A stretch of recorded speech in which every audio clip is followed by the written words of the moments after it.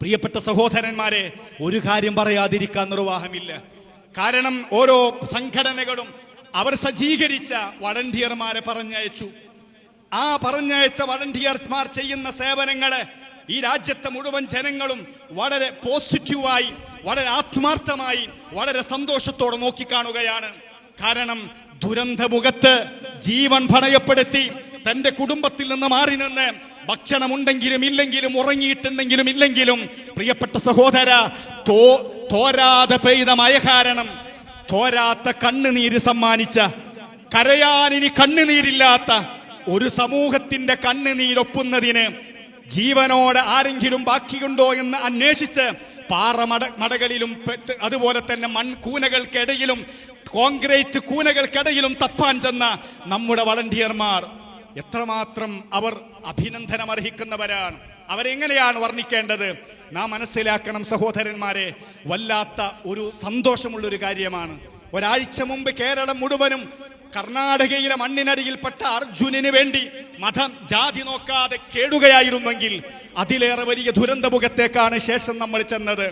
ഒരു കാര്യം പറയുകയാണ്, ഈ തോരാത്ത മഴക്കെടുതിയിൽ കണ്ണുനീര് തോരാത്ത ദുരിതബാധിതർക്ക് വേണ്ടി അധ്വാനിക്കുന്ന ഈ നാട്ടിലെ ചെറുപ്പക്കാരെ അപമാനിക്കുന്ന, ഇതിലേറെ വലിയ ദുരന്തമായി മാറുന്ന ചില ആളുകളുണ്ട് എന്ന് പറയാതിരിക്കാൻ നിർവാഹമില്ല. സങ്കടകരമാണ്. വേദനയുണ്ട് ദുരന്തത്തിൽ.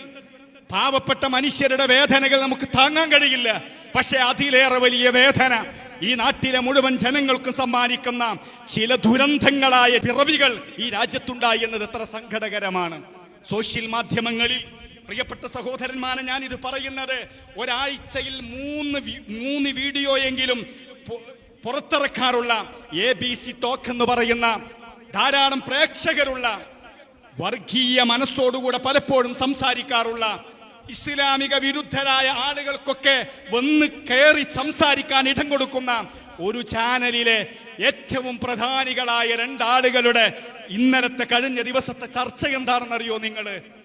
അവർക്ക് ഈ ദുരന്തത്തിൽ അകപ്പെട്ട മനുഷ്യരുടെ വേദനകളെ കുറിച്ചല്ല, ജീവൻ നഷ്ടപ്പെട്ടവരുടെ വേദനകളെ കുറിച്ചല്ല, ജീവനോടെ ഇല്ലെങ്കിലും എൻ്റെ ഉമ്മയുടെ, എൻ്റെ അമ്മയുടെ, എൻ്റെ കൊച്ചുമോന്റെ, തൻ്റെ പേരമകന്റെ, തൻ്റെ സഹോദരന്മാരുടെ, തൻ്റെ അയൽവാസിയുടെ മൃതദേഹമെങ്കിലും മയ്യത്തെങ്കിലും കിട്ടുമോ എന്ന് പ്രയാസപ്പെടുന്ന ഒരു മനുഷ്യരുടെ വേദനയെ കുറിച്ചല്ല അവരുടെ ചർച്ച.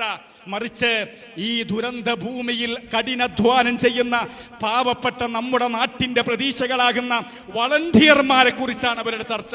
എന്താണ് ചർച്ച? വല്ലാത്തൊരു ചർച്ചയാണ്. ദുരന്ത ഭൂമിയിലേക്ക് ചെന്ന് വളണ്ടിയർമാരായ ആളുകളെ, അവരുടെ ഉദ്ദേശശുദ്ധി ആരാണ് സഹോദരന്മാരെ അളക്കാൻ ഇവരൊക്കെ നിയോഗിച്ചത്?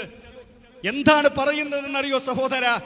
ആ ദുരന്ത ഭൂമിയിൽ ചില ആളുകൾ ചില കുപ്പായങ്ങൾ ഇട്ട് വന്നിരിക്കുന്നു. കുപ്പായം ഇട്ടിട്ട് അവരിങ്ങനെ സേഫായ സ്ഥലത്ത് നിന്നിട്ട് അവരിങ്ങനെ കുപ്പായം ഇട്ടിട്ട് പലതും ചെയ്യാണ്. എന്താണ് അവർ പറഞ്ഞുകൊണ്ടിരിക്കുന്നത്? സംഘടനകളുടെ പേര് പറയാണ്.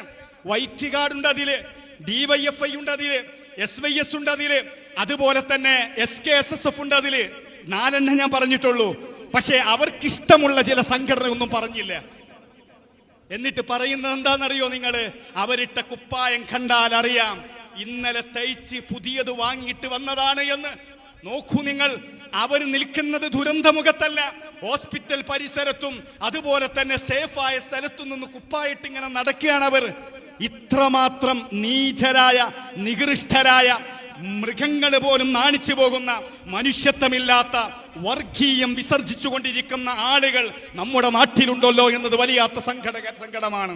പ്രിയപ്പെട്ട സഹോദരന്മാരെ, കേരളത്തിലെ മുഴുവൻ ചാനലുകളും അവിടുത്തെ സന്നദ്ധ സേവകന്മാരായ ആളുകൾ സൈനികരോടൊപ്പം നിന്നുകൊണ്ട് ദുരന്തഭൂമിയിൽ അപകടം പിടിച്ച സ്ഥലത്ത് 24 മണിക്കൂറും എണ്ണയിട്ട യന്ത്രം പോലെ നമ്മുടെ നാട്ടിലെ ചെറുപ്പക്കാർ അധ്വാനിക്കുന്നു എന്ന് നിരന്തരം വിളിച്ചു പറയുമ്പോ, ഇത് കാണാനുള്ള കണ്ണില്ലാത്തവരെ കുറിച്ച് ഖുർആൻ പറഞ്ഞൊരു വചനം മാത്രമേ നമുക്ക് പറയാനുള്ളൂ.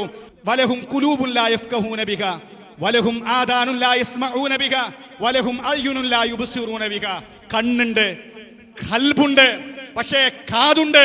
പക്ഷേ കേൾക്കേണ്ടത് കേൾക്കാനും കാണേണ്ടത് കാണാനും അതുപോലെ തന്നെ ചിന്തിക്കേണ്ടത് ചിന്തിക്കാനും ഭാഗ്യം ലഭിച്ചാത്ത നിർഭാഗ്യവന്മാരുടെ കൂട്ടത്തിൽ അവരെ പെടുത്താൻ പറ്റുള്ളൂ. ഈ സംഘടനകളുടെ ഒക്കെ പറയുന്നത് വൈറ്റ് കാർഡ് എന്ന പേരിൽ അവർ ചോപ്പ് കുപ്പായം ഇട്ടുകണെന്ന് വരെ പറയുകയാണ്. നോക്കൂ നിങ്ങൾ, ഹോസ്പിറ്റലിന്റെ പരിസരത്ത് വളണ്ടിയർ വേണ്ടേ? മയ്യത്തുകൾ കുളിപ്പിക്കാൻ വളണ്ടിയർ വേണ്ടേ?